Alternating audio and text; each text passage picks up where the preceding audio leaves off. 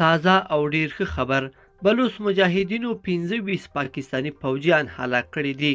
السلام علیکم لیدونکو، ستړي مشئ.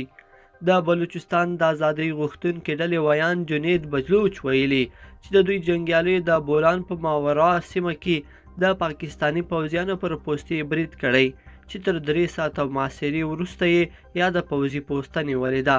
نوموړی وایي د دوی جنګیالیو په یاد برید کې 40 پاکستانی پوځیان وژلي او لاینس په نوم یې افسر ژوندی نیولی دی.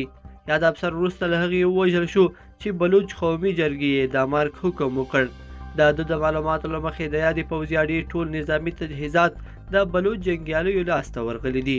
په ورته وخت کې په یاد برید کې 3 بلوچ جنګیالي هنګل مرۍ، آفتاب یوسف خټک او شاویزي زهري وژل شوي دي.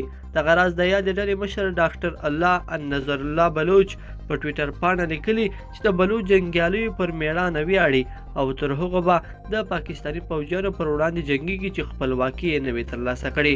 پر پاکستاني پوځیانو په دې وروستیو کې پر بلوچانو د تاوتریخوالي کچه لوړه شوې ده او له سخت ځواب سره مخ شوي دي.